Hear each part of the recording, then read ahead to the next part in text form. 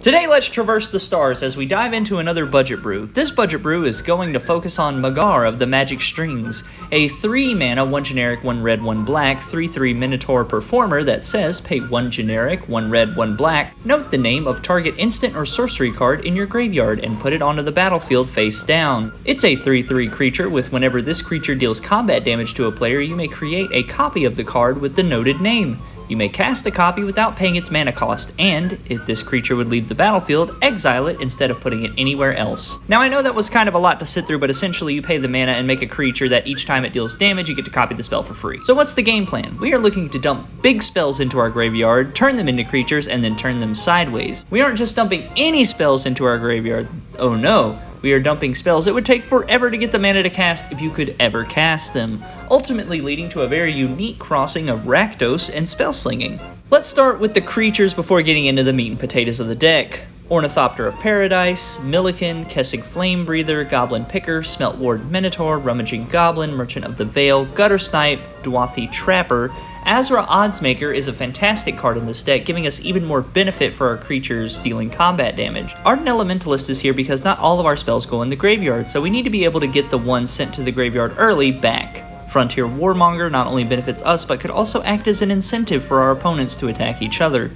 Auric Loremage is going to dump out big useless spells into the graveyard, also getting bigger in the process from dumping those spells. Violent Tumor, Corpse Connoisseur, Void Moss some spicy tech to take out other creature-reliant decks, and Combustible Gear Hulk will either draw some cards or dome any opponent silly enough to not let us draw the cards. Moving right along to artifacts, starting with mana rocks, we have Corrupted Graphstone, which can usually tap for mana when we need it pretty early because we are dumping spells into the graveyard. Felwar Stone, Prismatic Lens, and Rakdos Signet. Zephyr Boots is going to give our creatures flying for a little extra evasion and also looting effects to help dump our spells that we don't want in our hand in our graveyard. And Thieves' Tools is great because our puppets we make are only 3/3s, so we can make the ones we really want/need to connect unblockable. And lastly, Battle Mage Bracers to double up on our commander's effect.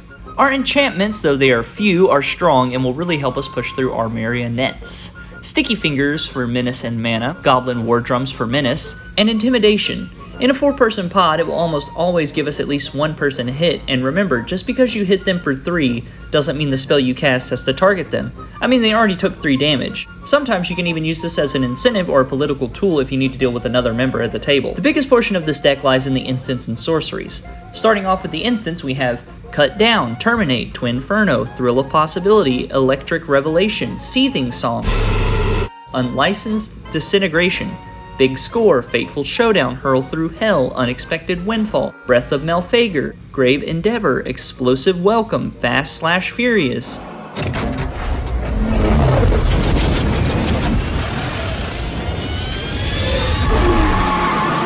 Searing Winds is one of my favorite cards in this deck simply because hitting someone for 3 and then slapping an extra 10 damage on after the fact is awesome. Our sorceries are also interesting because we get to play 2 10-mana spells.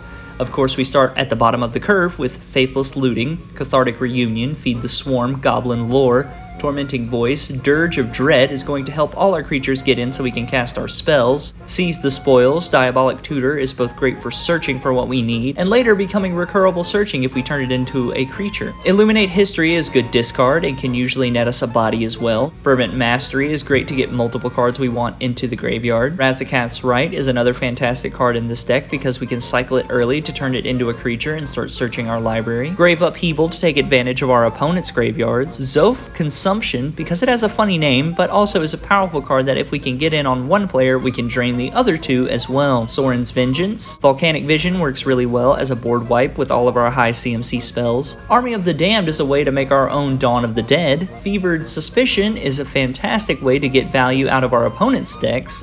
Profane Transfusion can literally take us from the brink of death to the top of the heap and give us a huge body to boot. Apex of Power and Explosive Singularity round out the sorceries. Lastly, slap in a Rogue's Passage, Access Tunnel, Myriad Landscape, Command Tower, Exotic Orchard, Rakdos Carnarium, 16 Mountains, and 13 Swamps. And you're ready to start slinging spells in Rakdos fashion by hitting your opponents with combat damage. If you're looking to upgrade the deck, this is where we can get spicy. Now, I want to get basic upgrades out of the way, such as a Soul Ring and an Arcane Signet and a Talisman of blah blah blah blah blah. The real spice is extra combat steps. Fury of the Horde, World at War, Relentless Assault, and Savage Beating. But if you can produce mana when you hit people, such as Seething Song, Brass's Bounty, or Mana Geyser, you could throw in a Hellkite Charger or an Aggravated Assault and generate infinite combat steps with mana, just in case you couldn't get to the infinite combat steps as it was. Well, that's the deck and upgrades. Check out other budget decks on the channel, comment a commander you'd like to see built or your favorite card from the deck, subscribe for more weekly budget decks, and I'll see you in the next one. Bye for now.